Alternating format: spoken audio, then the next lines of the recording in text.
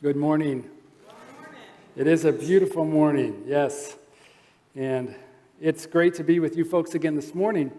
I want to begin by, like I did in our At 9 hour, by thanking you.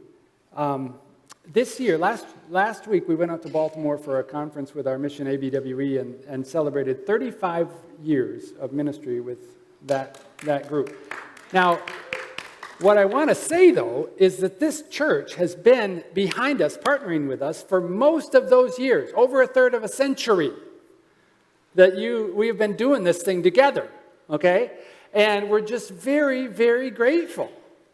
And so praise God for many years of partnership together, and we're just thankful for this opportunity. First in Portugal for almost 20 years there in Portugal, and then now globally through Horizon Education Network. We have benefited from your prayers, your financial support, your love, your friendship down through these years. And it's just a joy to be with you again. And we thank you for your dedication to global missions and to doing things all we can to get this word out about this gospel that we've just finished singing about. So Horizon is a unique ministry that partners with, and we explained a little bit we rehearsed this at the At 9 hour, but just again, we partner with theological institutions around the globe to equip ministry leaders. So the goal being to equip this 85%, 80 to 95, depends on who you read, percent of pastors that are pastoring churches out there around the world that don't have access to theological education. So they need training. People are coming to Christ. God is doing some incredible things around the world, okay? And maybe we don't see it in Battle Creek. Maybe we don't see it right here, right now. But he is doing some incredible things. And I want to share some of those things with you today. But we are, one of the crying needs in missions today is training leaders. So we are seeking to be strategic about how we can help more leaders get trained around the world. So God has opened wide doors for this ministry.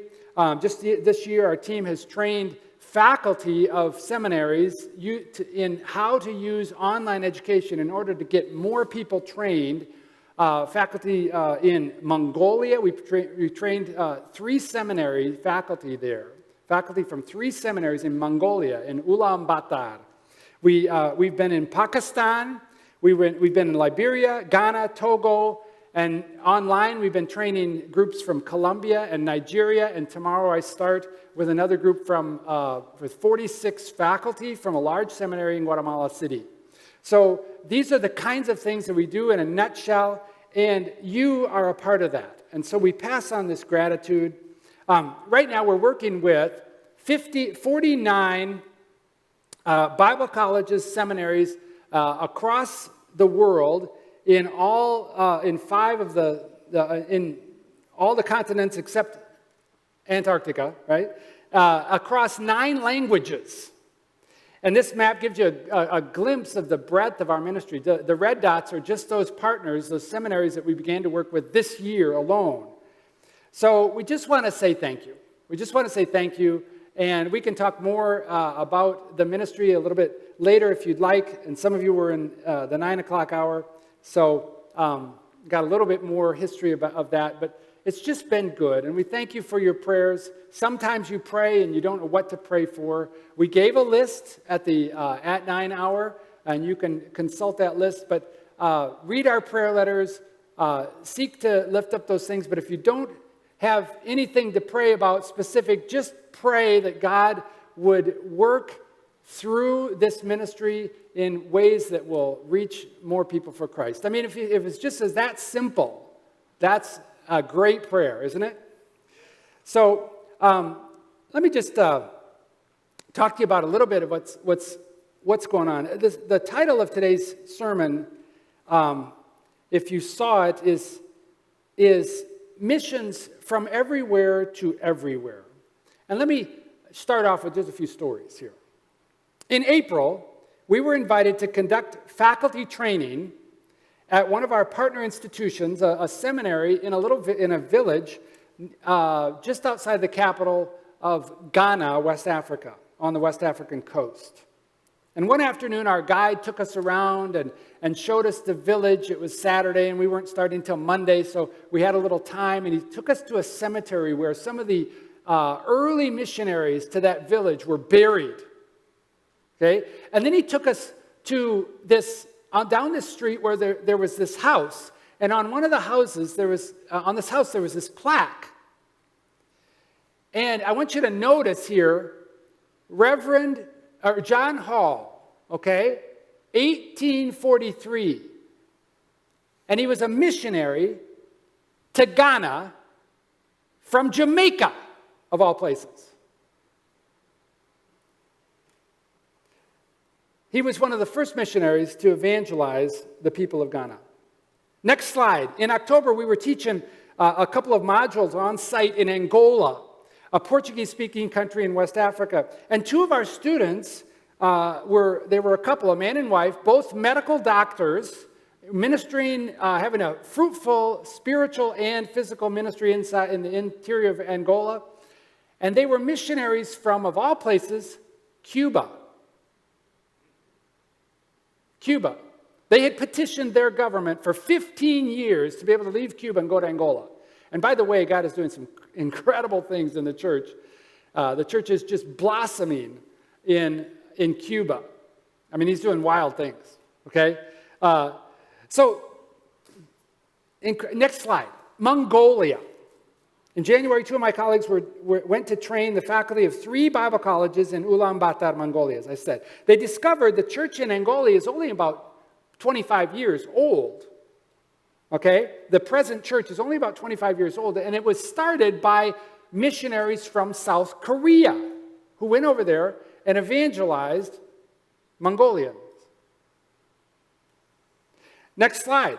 A friend of mine, Dr. Bernard Ayula, works with African immigrants to the West Michigan area. His offices are just down the hall from Horizon's offices. Did you know that East Kentwood High School up there in Grand Rapids is the most ethnically diverse high school in the state and the 7th most ethnically diverse high school in the country? They're coming to Grand Rapids. And Bernard tells me that there are over 50 African congregations in Kent County alone.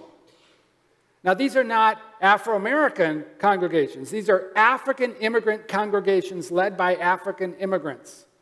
Over 50. One has more than 700 people. And I point these things out today to make this point that missions today is from everywhere to everywhere. This is happening partly because there has been a major shift in Christianity. Nearly 15 years ago now, in his book, The New Shape of World Christianity, Mark Noll wrote these words. He said, "This past Sunday, it's possible," and this was 15 years ago, this past Sunday it's possible that more Christian believers attended church in China than in all of so-called Christian Europe. Yet in 1970, there were no legally functioning churches in all of China, and only in 1971 did the Chinese government allow for one Protestant church and one Catholic church. But now, some people estimate there might be over 100 million Christians in China. That number has been far surpassed in our day today. Noel continues, "This past Sunday, more Anglicans attended church in each of the countries of Kenya, South Africa, Tanzania, and Uganda than Anglicans attended church in Britain, where the Anglican church was from, Canada, or all of the Episcopalian or Anglican churches in the United States combined. And Nigeria has 4 times as many Anglicans as all of those countries combined." Now, if you know anything about the Anglican church in Africa, most of them are quite evangelical. Okay, most of them are quite gospel-preaching churches. Now, he adds that there were more Presbyterians worshiping in Ghana than in Scotland, where Presbyterianism has its roots, and that there were more members attending Pentecostal Assemblies of God churches in Brazil than those attending churches of the two largest Pentecostal denominations in the United States. And perhaps most representative of this great transition, Noel writes, is this past week in Great Britain, at least 15,000 Christian foreign missionaries were hard at work evangelizing the British locals. And most of those missionaries came from Africa and Asia. One person from Fiji put it like this: your Jerusalem is my ends of the earth. Right? Missions today, what I want you to see from this is missions today is no longer from the West, Europe, North America, to the rest, but it's from everywhere to everywhere. This is true today, and you know what? I don't think it's actually, let me say it like this. I think it's been that way from early on. Let's think about this. Shifting centers of Christianity. Where, if I were to ask you today, where is the geographical center of Christianity today? Where is the geographical center of Christianity today? I mean, maybe you'd say Jerusalem, or maybe you'd say Rome if you're a Catholic. Maybe you'd say the Mecca of Grand Rapids or Western Michigan, or Dallas, or something like that. The reality is that the center of God's work has shifted. Where God is really working has shifted around through the Scriptures. So we think about the Old Testament, and I've just a quick survey here. God's work with the people, with His people, were moved from Eden to Ararat, Noah, to Chaldea with Terah, to Canaan with Abraham, and then there were those 400 years of slavery in Egypt when they were not in the land, while God's people waited and multiplied, and then Moses appeared and they exited. They re-entered the promised land, and eventually Jerusalem became the center of God's work with His people. That's where the temple was. That's where the worship took place. That's where people were supposed to go.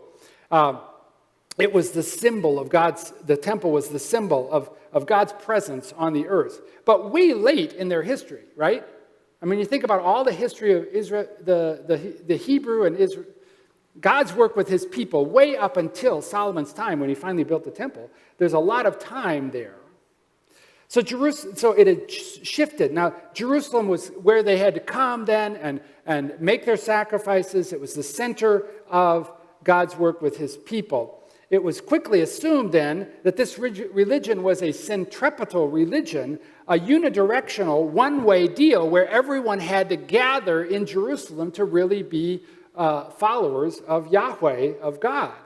So, and yet even in his dedicatory prayer of the temple, Solomon recognized that God was bigger than Jerusalem. God was bigger than this temple. He says, "But will God indeed dwell on earth? He's larger than earth. Behold, heaven and the highest heaven cannot contain you, O God. How much less this temple, this house that I have built." So there was a recognition that, yes, this is the center right now, but God is much bigger than that, right? So after this, there were movements in history when God's people were scattered to Egypt again, to Babylon, or in the case of the northern tribes, dispersed among the nations. Yet God's people quickly fell into the assumption that in order to follow Yahweh, you needed to go to Jerusalem. Now, there was some truth to that, and there was some benefit to that, but that was not God's original plan. I would argue, from Genesis 1:28, when He said, "Be fruitful and multiply and fill the earth," God had the world in mind, right? From the beginning. God's original command to mankind was a missional, a global mandate. So mankind was to carry the glory and the worship of the one true God to the ends of the earth. So, although God pushed His people in many directions throughout the Old Testament, God's people were always trying to get back to what they perceived as the center, Jerusalem. And this made some sense, right? But however, it's likewise clear that from the beginning, God had a bigger picture in mind. So fast forward to the New Testament. When Jesus came, Jerusalem had long since been that center stage for Christianity. Or at that point, it wasn't Christianity, right? It was for worshiping the one true and living God. Now, missions had been understood by the majority as centripetal. Everybody had to come in. If you wanted to follow Yahweh, the God of the Hebrews, you needed to come to that town. That was the center. And then we get to Acts 2. And I know I preached about this last time I was here, so I'm going to repeat a couple things. But it fits in here, and I want to expand on it a little bit. Let's read Acts 2, verses 1 to 11. Acts 2, verses 1 to 11. And I'll be reading out the ESV version. Acts 2 starts like this. When the day of Pentecost arrived, they, the followers of Jesus, were all gathered in one place. And suddenly there came from heaven a sound like a mighty rushing wind, and it filled the entire house where they were sitting. And divided tongues as of fire appeared to them and rested on each one of them. And they were all filled with the Holy Spirit and began to speak in other languages as the Spirit gave them utterance. Now, there were dwelling in Jerusalem Jews, devout men from every nation under heaven. From every nation under heaven. And at this sound, the multitude came together. People started gathering, and they were bewildered because each one was hearing them speak in his own mother tongue. And they were amazed and astonished, saying, "Are not all these who are speaking Galileans?" Galilee wasn't really known for its high-quality education at the moment. So now, and how is it that we hear each of us in his own native tongue? Parthians, Medes, Elamites, residents of Mesopotamia, Judea and Cappadocia, Pontus and Asia, Phrygia and Pamphylia, Egypt and the parts of Libya belonging to Cyrene, and visitors from Rome, both Jews and proselytes, Cretans, Arabians. We hear them telling in our own tongues the mighty works of God. So again, we can see from this map, you can go over here to the far right. You can see Parthians, Parthia right there in the middle of the purple. We have people from Media a little bit to the left. We have Elamites. Go back one more slide, please. Oh, no, I'm sorry. Elamites are on that next slide? Yeah. So Edomite, thank you. Elamites are over to the right by the Persian Gulf. We have the whole area, the Mesopotamian region. We have people from Judea, there in Jerusalem, of course. And we have people up in Asia Minor, from Pontus, Phrygia, Pamphylia, Cappadocia, and the Asia Minor over here. We have people from Crete. We have people from Cyrene down in Africa. We have people from Egypt and Arabia, all these people, and even some people from way over in Rome. So the known world at that time are all gathered in Jerusalem. And after Acts 2, do you think they all stayed in Jerusalem? I mean, they were gathered there for the festival. And they heard the gospel. And they committed their lives to Christ. And many lives were transformed. And what did they do? Did they stay there? No. Many of them went back to their nations, back to their home countries, right? And what did they do there? They began to share Jesus with people. Well, because of this this early missionary activity, within a few decades, the geographical center of Christianity shifted. First, it shifted, biblically, we can see it shifted up to Antioch, where Antioch became the center. And that's where people were first called Christians, right? So now I can use the word Christian. So then the Christ followers, and they began to send out people like Paul and Barnabas to different places around the world. And then we see Ephesus as a center. Later we see Rome as a center. We see Alexandria down in Egypt and other places. Constantinople eventually became, in the 3rd and 4th century, which modern-day Istanbul became a center of Christianity. And then it shifted up into Europe and England. And we have During the Reformation, we have that as a center of Christianity in the West anyway. And meanwhile, we don't even know the history. I don't even know all the history of what's going on in parts of Africa and parts of Asia, right? So there's this shift. And then our history in the West is that this center of Christianity, as Western Europe began to become more secularized, shifted to America. And North America has been a center in recent decades, recent centuries, a center for Christianity. So there's a shifting, right? But over the past couple of decades, there's been an obvious shift to the global South and the global East. In 2020, the International Bulletin of Missions research stated that fully 2/3 of all Christians are now in the global South. And by 2050, we anticipate that 77% of all Christians will live in the global South. That is, south of the southern parts of the world, Latin America, Africa, parts of Asia. Okay? And it's already happening. This is not new news in the missions world. In fact, they were hesitant about talking about this because it's so commonly known in the missions world that Christianity has shifted from North America and Europe down and to the east. But they wanted to point it out because many Christians are still unclear about the implications of this shift. This author writes, it says, especially concerning how it relates to theological education and the training of Christian leaders around the world. Most of the theological resources and the theological education has still centered in the North, England and North America. But what we are finding is that not only is there a huge need in the global South and the global East, but also we're seeing some great things happen in terms of theological education in those regions. So we should rejoice. Now, let me show you one more slide. We should rejoice that the United States is still the #1 missionary sending nation in the world. Okay, we still send far more missionaries than anybody else in the world. Praise God. Let's keep doing it. Okay? Let's keep sending missionaries out there. But some of these other, if you look closely at some of these graphics, other countries like Brazil, the Philippines, South Korea, China, Nigeria are quickly coming up, quickly catching up to us, And we're seeing missionaries go from everywhere to everywhere. Just another slide that talks about the top 5 sending nations. Okay?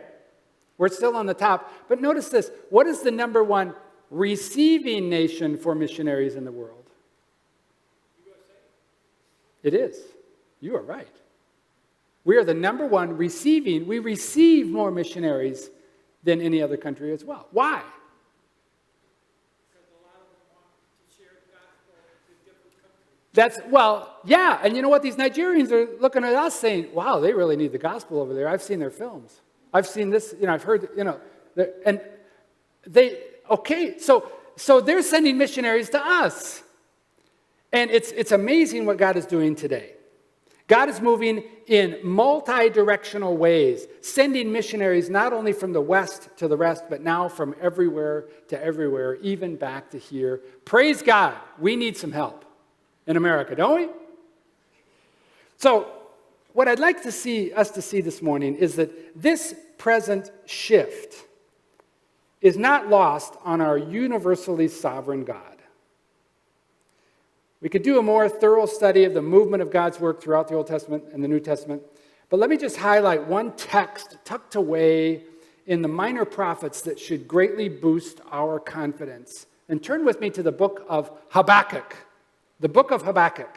Okay? Tucked away there toward the end of your Old Testament. Okay? Habakkuk.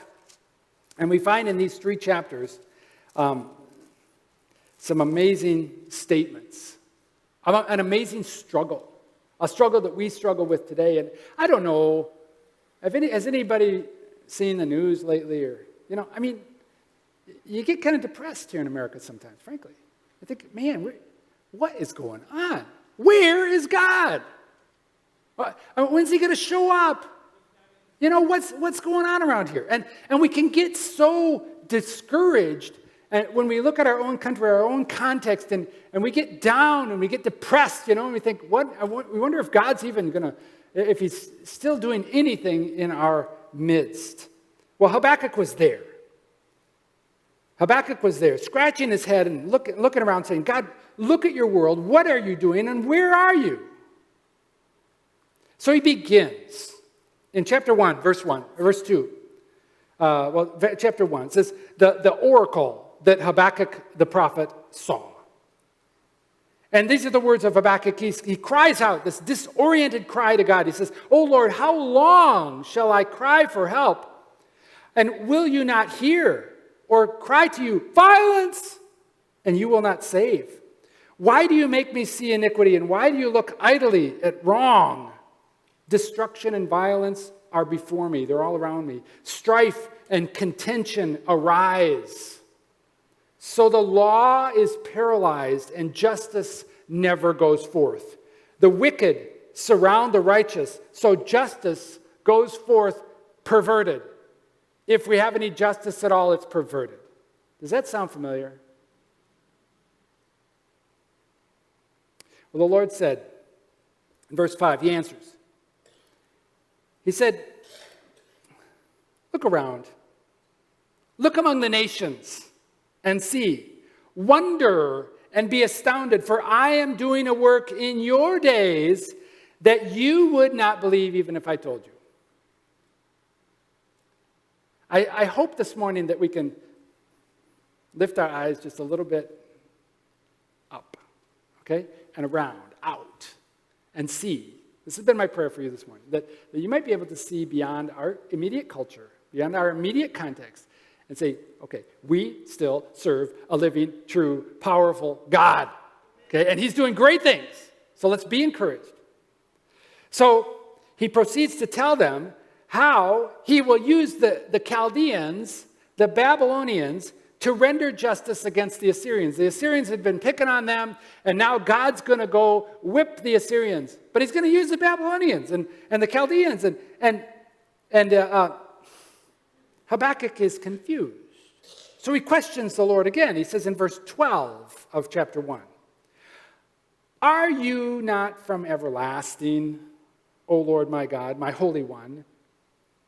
You shall not die. O Lord, you have ordained them as a judgment." Now hold on, let me get this right. You have established them for reproof? You're going to use those people to do that? To do your will? You who are purer of eyes than to see evil and cannot look at wrong, why do you idly look at traitors and remain silent when the wicked swallows up the man more righteous than he?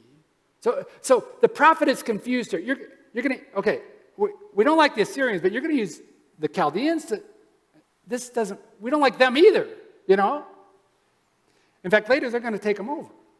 And by the way, this was written probably right before Assyria came in and took over the northern tribes. So they've been picking on them, even picking on the southern tribes, and Habakkuk's down in Judea, in Jerusalem.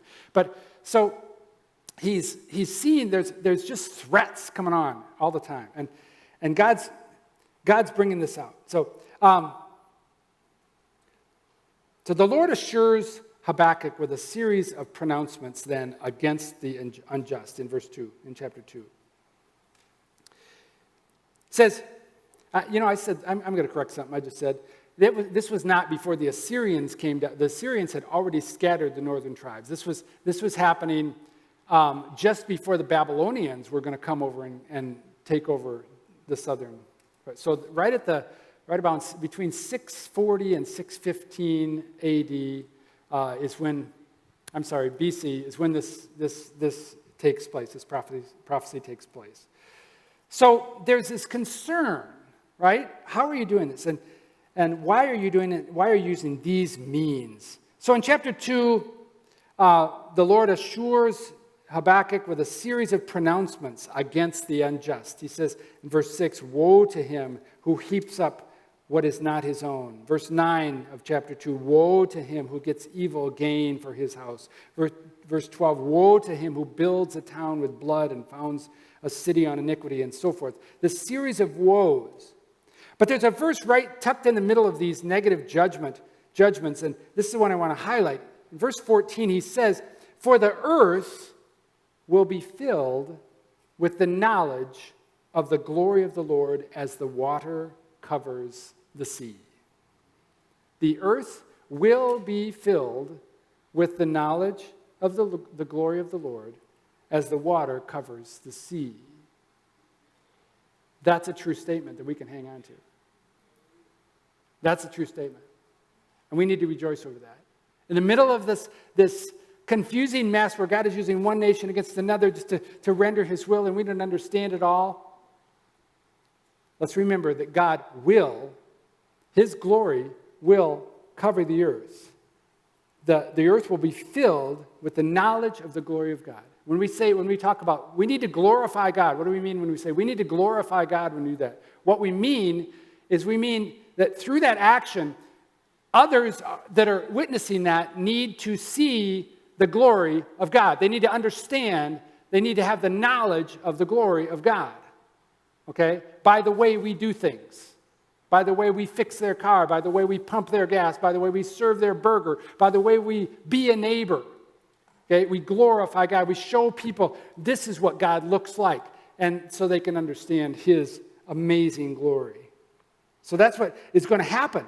And everyone, the earth will be filled with the knowledge of the glory of the Lord as the waters covers the sea. So Habakkuk then, in response in chapter 3, prays with a different attitude. He says, O Lord, I have heard the report of you, and your work, O Lord, do I fear. In the midst of the years, in the midst of my years, revive it. In the midst of my years, make it known. In my time, make your glory known. But in wrath, remember mercy. God, do this in our day. Let the knowledge of your glory be fill the earth, and let the entire world understand who you are. That's our prayer, right? That's the prayer of global missions. But in your wrath, because we know that when the glory of the Lord comes, this is going to mean judgment. Okay, there's going to be a division, and there's going to be those who follow Christ, and they're going to be rejoicing, and there's going to be those who do not and rebel against Christ, and they're going to be under his judgment, and that's going to be a horrendous day for them. Okay? And there's going to be this division. So we cry out in our day, as you come with your glory, as you show your glory to people, we know that involves judgment. But have mercy, oh God, have mercy, because I've got some friends that don't get it yet, right? So have mercy on them. There's some people and there's some pockets in the world around them. They haven't heard the gospel. So have mercy, oh God. In your wrath, remember mercy. But do this in our day. This should be our cry. This is the cry of global missions. Make your name renowned, O God. May the people of our nation and all nations recognize who you are, and may they bow the knee and worship you as the one true, living, creator, sustainer God, who reigns on high and will return to reign on earth. Make your glory known. The prophet continues. He says in verse 2, I want to read it again of chapter 3. He says, O Lord, I've heard the report of you and your work. O Lord, do I fear? And your work, O Lord, do I fear. In the midst of the years, revive it. In the midst of the years, in my time, make it known. In wrath, remember mercy. God came from Teman, the Holy One from Mount Paran. His splendor covered the heavens, and the earth was full of his praise. The prophet's beginning to get it. And he says, okay, his brightness, your brightness is like a light, like rays flashed from your hands, and there he veiled his power. You demonstrated your power, but it was still veiled. There's more behind it. Before him, verse 5, went pestilence and plague followed at his heels. He stood and measured the earth. He looked and shook the nations. And then the eternal mountains were scattered. The everlasting hills sank low. And his were everlasting ways. The prophet goes on to explain to just pray and explain to himself, really, the power of God. And when we get down here to verse 14, he says, you pierced with his own arrows the heads of warriors, you who came like a whirlwind to scatter me, rejoicing it as if to devour the poor in secret. You trampled the sea with your knees, with your horses, and the surging of mighty waters. A lot of imagery here, but look at verse 15. He says, I hear of your power, and my body trembles.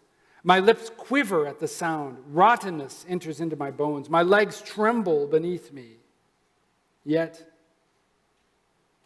I'll wait quietly for the day of trouble to come upon the people who invade us.